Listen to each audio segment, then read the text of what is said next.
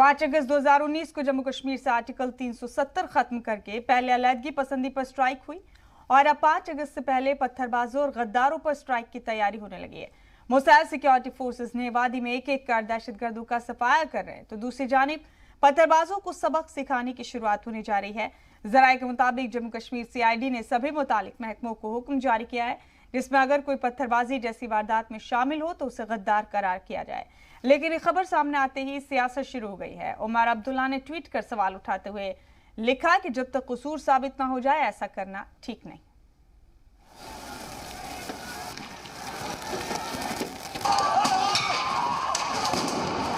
जम्मू कश्मीर से आर्टिकल 370 हटाए जाने के बाद से बदलते जम्मू कश्मीर की ये सबसे बड़ी खबर है। मुल्क मुखालिफ और पत्थरबाजों को सबक सिखाने वाला ये सबसे बड़ा कदम है। बदलते कश्मीर में पत्थरबाजों पर सबसे बड़ी स्ट्राइक की तैयारी शुरू हो चुकी है। जराये के मुताबिक जम्मू कश्मीर CID ने सभी मुतालिक महकमों को हुक्म जारी किया है। हुक्म में कहा गया है कि जब रियासत में किसी इंसान की जांच की जाए तो इस बात का ख्याल रखा जाए कि वो शख्स किसी तरह की पत्थरबाजी मुल्क और रियासत की हिफाजत के लिए खतरा पैदा करने वाले या कानून भंग करने वाली किसी एक्टिविटी में शामिल ना रहा हो, और अगर जांच के दौरान ऐसा पाया जाता है तो उस शख्स को एंटी नेशनलिस्ट करार दिया जाए। हिफाजत के लिए खतरा पैदा करने वाली सरगर्मियां भी मुल्क मुखालिफ मानी जाएंगी। एंटी नेशनलिस्ट में शामिल ऐसे लोगों को ना ही सरकारी नौकरी मिलेगी और ना ही ऐसे लोगों का बैरून मुल्क जाने के लिए पासपोर्ट बनेगा। जम्मू कश्मीर का खास दर्जा खत्म किए जाने के 2 साल पूरे होने वाले हैं। रियासत का खास दर्जा खत्म होने के बाद से यहाँ पर सुकून है, लेकिन फिर भी पत्थरबाजी की ऐसी तस्वीरें सामने न आए, इसलिए इंतजामिया ने अब ये कड़ा फैसला लिया है।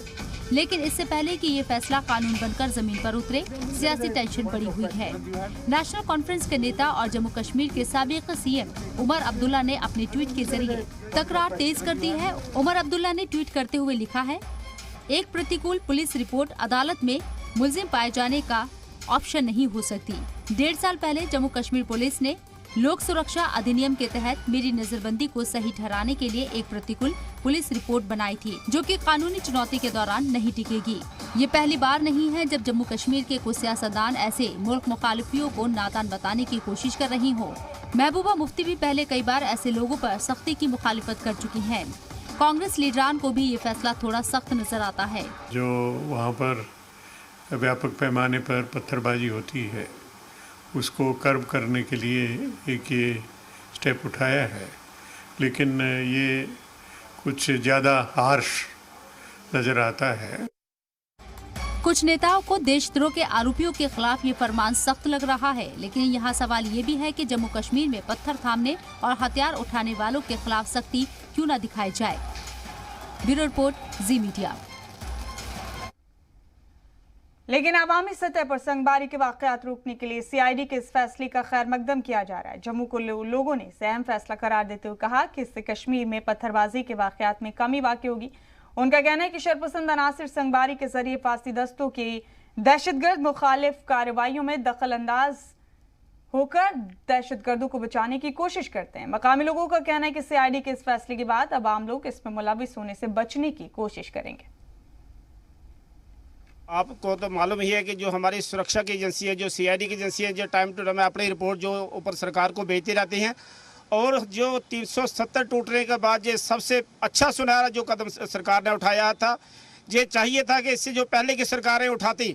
आपने देखा था कि कश्मीर में किस तरह था का माहौल था, और जो हमारी जो बेल्ट फोर्सेस पर कैसे कुठाराघात होता था, उनके उसके लिए जो आज इन्होंने ये फैसला लिया है कि जो भी पत्थरबाज है उसको ना ही कोई सरकारी नौकरी मिलेगी, ना ही को वो कहीं उसका कहीं वीज़ा लगेगा, ना कोई बाहर जा सके, ना कोई सरकारी किसी भी उसको मदद मिलेगी।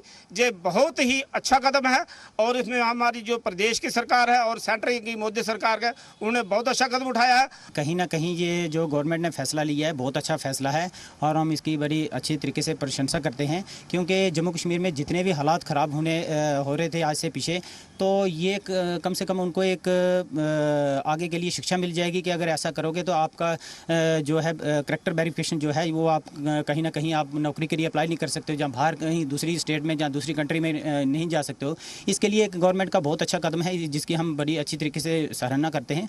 जो 370 जो हमारा जो जहाँ जम्मू कश्मीर में जो था, उसके बाद जो ये फैसले जो हुए हैं उनमें से ये भी एक फैसला है कि जो पत्थरबाज हैं उन पर जो थोड़ी लगाम लगेगी और जो ज़मीन नहीं खरीद सकते या बाहर मतलब जो जहाँ से वीज़ा बना के मतलब बाहर भाग जाते थे तो वो नहीं जा सकते, उनमें थोड़ा डर पैदा होगा। इससे ये सरकार ने जो फैसला किया वो एक सराहनीय कदम है। सबसे पहले मैं भारत सरकार का शुक्रिया करता हूँ कि उन्होंने जैसे ये फैसला लिया, क्योंकि जो भी पत्थरबाज थे जहाँ हमारे JNK में जो हालात को ख़राब करते थे उनके लिए जैसे पासपोर्ट नहीं मिल रहा, अभी जहाँ नौकरी नहीं मिलेगी उनको, जहाँ प्रॉपर्टी खरीदने में उनको उनकी जो वेरिफिकेशन है प्रॉपर वेरिफिकेशन की जाएगी। अगर कोई भी जो भी यूथ है उसमें इन्वॉल्व होगा तो उसको बाहर किया जाएगा। ये गवर्नमेंट का बहुत अच्छा फैसला है जिससे हमारे जो JNK में क्राइम है वो कम होगा।